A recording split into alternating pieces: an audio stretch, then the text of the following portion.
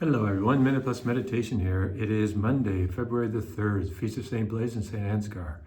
So this is the Blessing of Throats Day. And it's important that if your parish does offer it, get the blessing if you can. And if it doesn't, ask the priest to start this. It's a Catholic devotion. There's a history to it. Don't have time to go into it here, but it's a blessing of the throats, the eyes, the ears, and the throats. And we do it for our parish, we do it for all the children in our school. It's not on the same day, but we do it for all the students. Takes, with my assistant, it takes maybe 45 minutes, but it's worth it.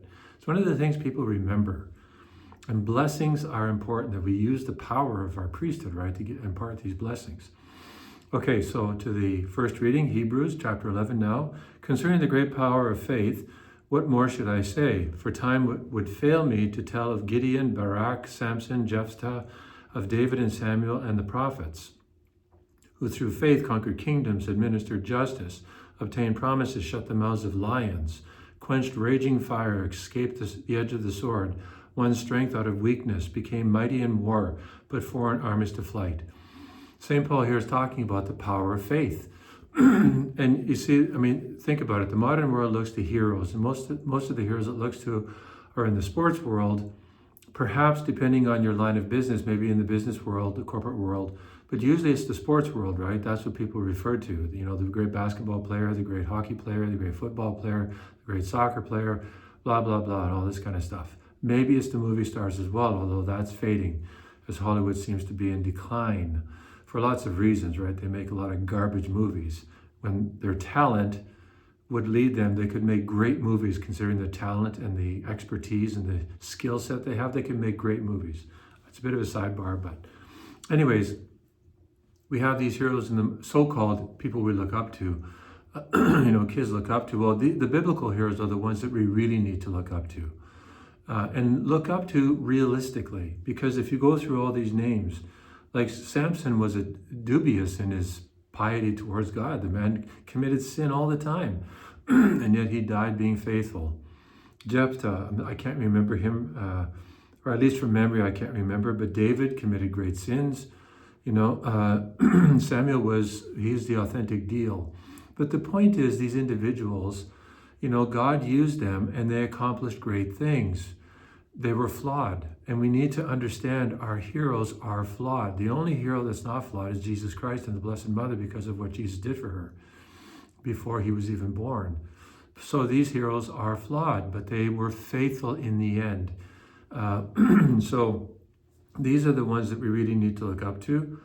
All right, over to the Gospel. Mark chapter 5.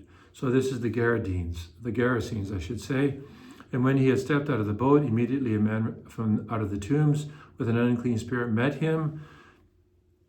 The man falls at the feet of Jesus. What do you want? What have you to do with me, Jesus, Son of God Most High? I adjure you by God, do not torment him. For he had said to him, come out of the man, you unclean spirit. Then Jesus says, what is your name?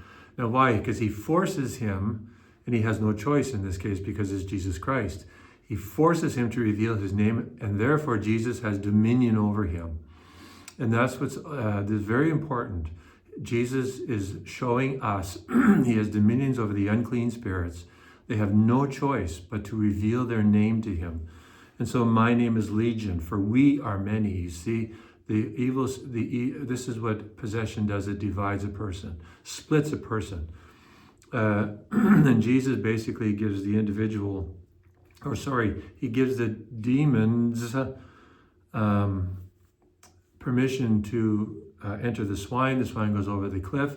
And then the people actually ask Jesus to leave. They want him to leave. Why? Because they fear the cost involved in following Jesus. And this can happen with you, and it can happen with me. It happens with a lot of people. There's a cost involved in following Jesus. Of course there is. There's a cost. Jesus had a cost, to save us from sin, to save us from damnation. Why shouldn't there be a cost? We should be willing to pay it. He knows exactly what I can handle. He knows exactly what you can handle. And he won't push us any more than we can handle. We've got to trust him, though. That's faith.